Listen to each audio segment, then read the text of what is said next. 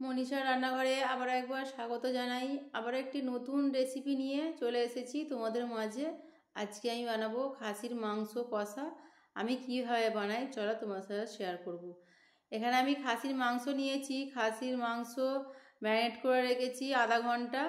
ওর মধ্যে দিয়েছি টক দই, পেঁয়াজ কুচি, হলুদ গুঁড়ো, লবণ, লঙ্কার গুঁড়ো, জিরে ধনিয়ার গুঁড়ো আর সামান্য একটু তেল আর আদা রসুন বাটা।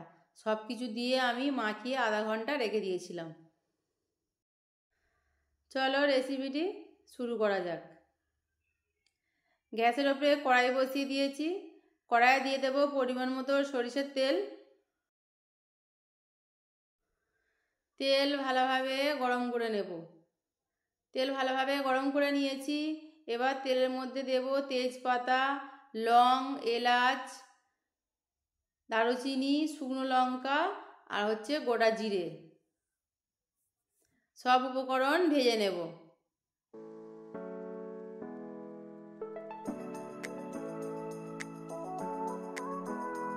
সব উপকরণ ভেজে নিয়েছি। এবার দেব ম্যারিনেট করা মাংস।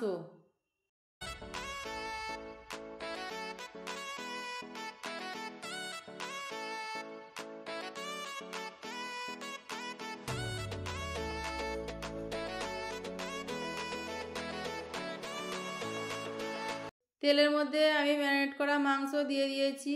এবার নাড়াচাড়া করে মাংস কষিয়ে নেব।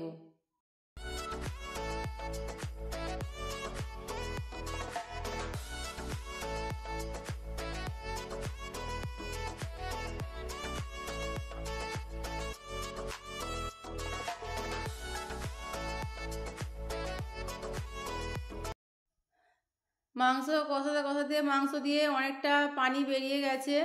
এই পানিতে আমি মাংস কষিয়ে নেব ভালোভাবে।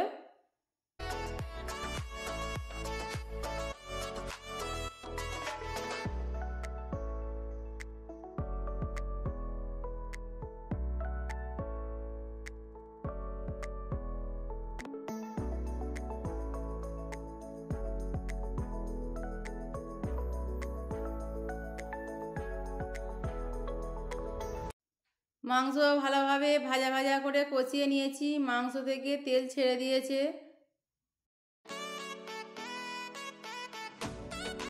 আরও কিছুটা সময় নাড়াচাড়া করে নেব।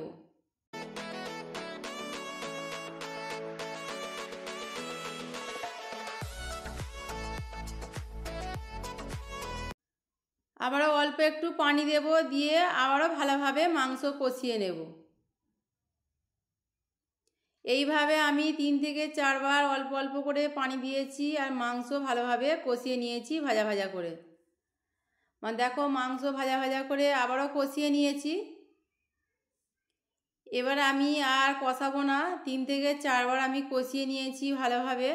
এবার আমি ঝোলের পানি দিয়ে দেব।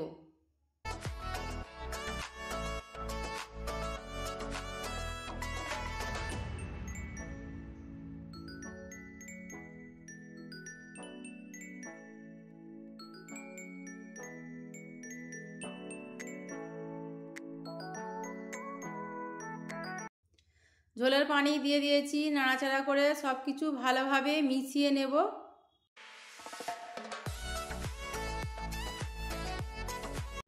তারপর ঢাকা দিয়ে রান্না করে নেব যতক্ষণ না মাংস সেদ্ধ হচ্ছে। ঢাকা খুলে একবার করে চেক করে নেব।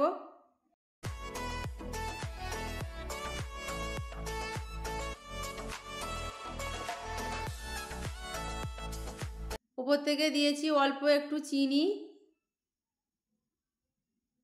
এলাচ গুঁড়ো করে নিয়েছি, এলাচ গুঁড়ো দিয়ে দিয়েছি মাংসের মধ্যে। চিনিটা আমি এখানে দিয়েছি, তোমরা চাইলে নাও দিতে পারো। যেহেতু টক দই আছে সেই জন্য আমি চিনি দিয়েছি।